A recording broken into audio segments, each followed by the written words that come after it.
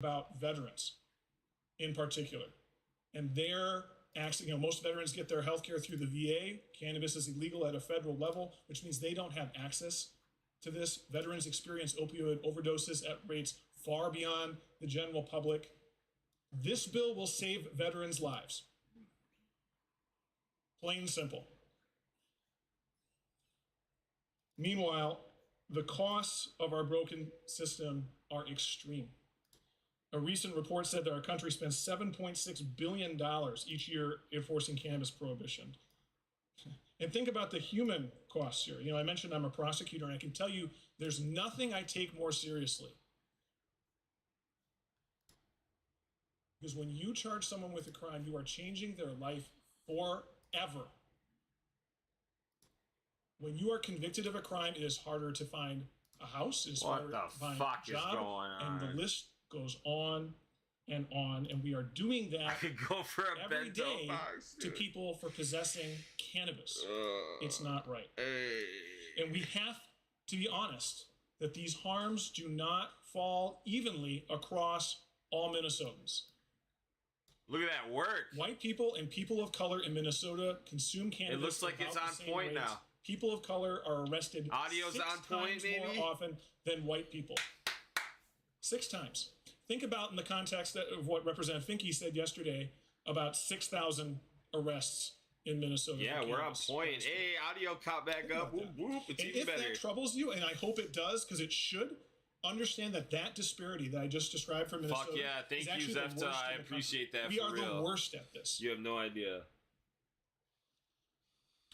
And Stevenson's talking mad good points now. I think this is just wonderful. This is the author of the bill. This really happy about this because thanks, we had widespread agreement, DFLers and Republicans, that we should undo these harms. I'm smoking right now. Members seriously, this is big right here. The Republican caucus Stevenson, that support expungement and support undoing these harms. And thank you for that. I appreciate that. This is the guy. I'm glad that we have that consensus. I hope we can continue to build on that consensus. But we also need to stop digging in the hole. We need to put down the shovel. And so just expungement is not enough. We have to legalize. This is a bill that we can be proud of. I challenge anyone to come up with a bill that has gone through a more rigorous policy development, a more open, transparent policy development. Absolutely. Years of public hearings, town halls going around the state, 16 hearings just this year, just this chamber, over 20 hours of debate, more than 20 Republican amendments accepted. Yes. Yeah. We have done the work here. There's been a ton of work in this shit. Minnesotans know that. Minnesotans want this. I heard it this fall. I'm sure you did too. And the polling data, I won't rehash. Other people have said it. It's very clear, but I will note this. It's not just that a majority supports it. It's that the trend, look at the trend line. Look at where this is headed. This is what our people want. We can do this today. Minnesotans are ready. It's time. Let's go. Green. Vote green, baby. The member from Stearns, the minority leader, Representative Davis. Zach. Thank you, Madam Speaker. And members, we have heard a lot of conversation and debate last night and even today on this topic. And as you've heard, our caucus has a diverse set of viewpoints on legalizing recreational cannabis. But wherever you fall on the spectrum of legalization, it is very clear that this bill still has serious concerns. No, it's not happening, Zefta. You shut the fuck up. Would be a dramatic change for Minnesota. And if that step is taken, it should still be done with careful, continued consideration. Well thought out policy to ensure the safety and well-being of all Minnesotans. And I feel this bill does not accomplish that. One example of the lack of consideration is that being given to the hemp industry. More ops. This bill would regulate the hemp industry with the same regulations as marijuana, opening that industry up to new mandates, new taxes. And for these small businesses, it would be devastating. Other states have legalized marijuana and not subjected hemp or CBD products to the same regulations. We should not be killing one industry just to legalize cannabis. Something that we should have been able to agree on, especially when making a massive change like this. would be to preserve the local decision-making authority. Our local The hemp industry that we developed, that is what it is at this point, marijuana-related was a band-aid within and their a bridge to full adult use Under this legalization. bill, We do not need any local chemically units converted of government cannabinoids are like Delta restricting 8 and all their that shit from ability CBD. to enact guardrails Like, we for can have full marijuana in their cannabis, and communities. we're ready for that shit. Minneapolis, Coon Rapids, Cold Spring, Paynesville, they should all be free to determine how many cannabis businesses that they have without a say from state government. This one-size-fits-all approach will actually hurt our communities. But for those who are proponents of legalization, I'm all stopping about the black market and ensuring people have access to safe cannabis is often a talking point. Unfortunately, the legalizing of it will not necessarily accomplish this goal. We know that other states have legalized marijuana, like California and New York. They continue to have issues with the black market. Minneapolis kids who take the black Metro market will Transit always to be the school. source of cheaper, tax-free product that people will always seek out. This bill does not establish guardrails to deter Minnesotans from the black market cannabis products, and therefore will not meet the goal of ensuring that we have a safe, regulated product within our state. And I'll close with saying one thing that we could have had significant Republican support on, and that is the decriminalization. Many Republicans support the decriminalization of marijuana, but we don't have to normalize its use. If this bill was strictly about decriminalization, there would have been more support. We could be having thoughtful conversations about decriminalization and even the legalization, but this bill is not yet it. It has serious problems. It presents safety concerns. It will have negative effect on our insurance industry. So members, I would encourage. What the fuck? Why is everyone in bed with insurance like that? The member from Hennepin, the Majority Leader, Representative Long. Thank you, Madam Speaker. Members, prohibition has failed. The war on drugs has failed. Cannabis is widely available for purchase in Minnesota, just like alcohol was in the 1920s. People of all races use cannabis at roughly the same rate. But let's be real. In Minnesota, cannabis use is essentially legal if you are a white college kid. But if you are a black Minnesotan, as Representative Stevenson pointed out, you are 6 times more likely to be arrested for cannabis possession. In Hennepin and Ramsey counties, you are 8 times more likely to be arrested for cannabis possession if you're black. A sting on low-level marijuana sales in my city, Minneapolis, was halted after it became public that 46 of the 47 arrests, 98% were black Minnesotans. What the fuck? This is yet another racial disparity that has a devastating impact on communities of color.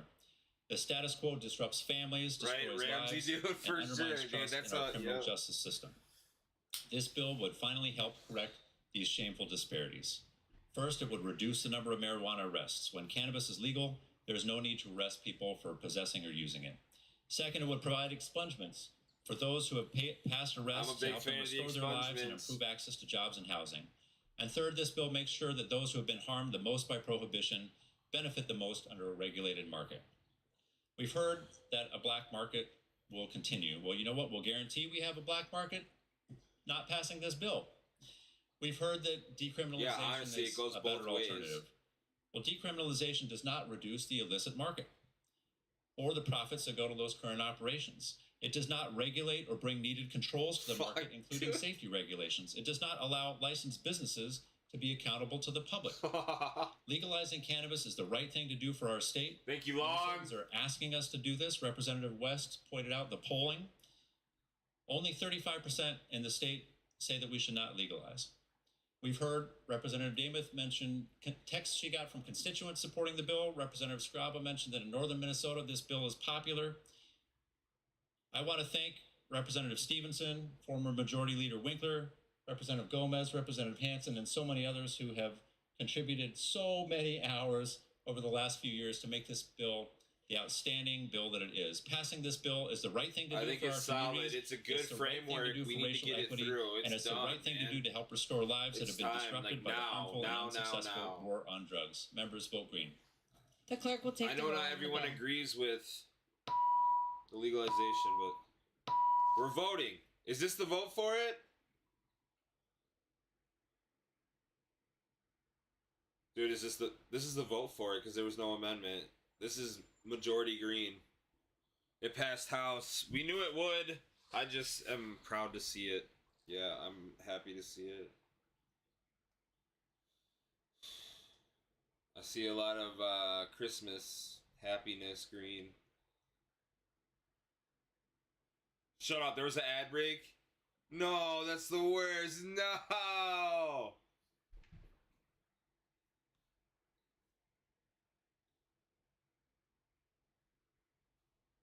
Fuck.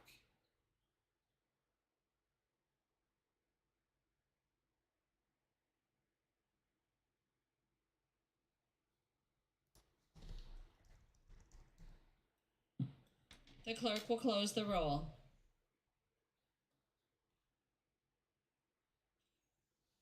Are you back? Are you back?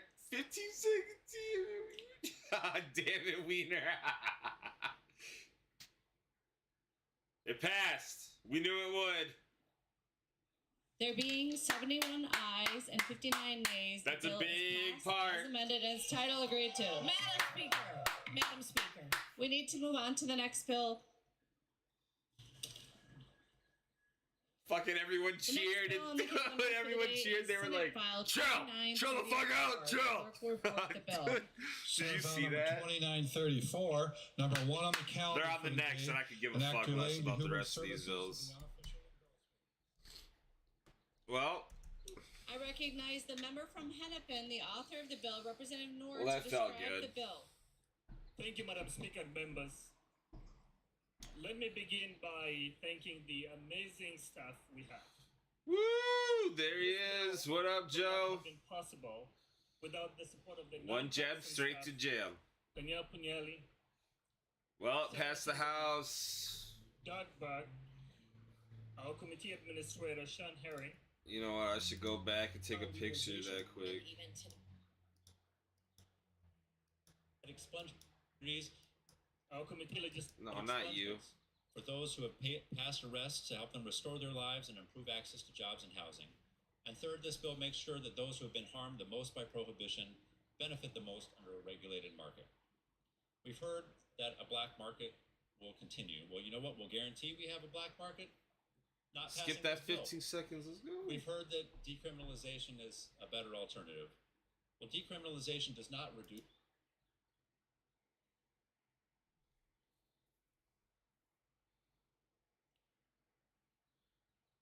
Is this it? Come on, do it. No, what are you doing? No, what are you doing?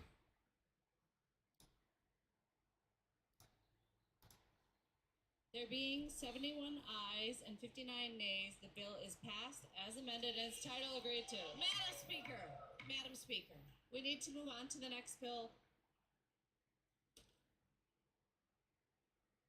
The next bill on the calendar for the day is Senate File 2934. The clerk will report the bill. Senate File number 2934, number 1 on the calendar for the day, an act relating to human services of the unofficial engrossment. I recognize the member from Hennepin, the author of the bill, Representative Norris, to describe the bill. Thank you, Madam Speaker and members. Let me begin by thanking the amazing staff we have. This bill will not have been possible without the support of the nonpartisan staff, Danielle Pugnelli, Sarah Sunderman, Doug Buck, our committee Dog administrator fart. Sean Herring, Dude. our committee legislative assistant, Alright, let's go straight to legalizing crystal meth. No, dude. It's already legal.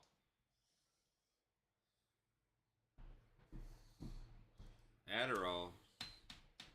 It was a fucking nice day out. What am I doing? I should probably go do some outside stuff. It's a nice day. So that's what I'm gonna do.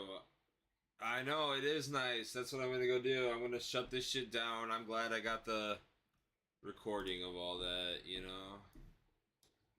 And then, oh, you gave me a follow? Nice. I followed you right off the rip, so. What the fuck? Cruising right now? You too. I just play a lot of Warzone all the fucking time, so that's what this channel is. But yeah,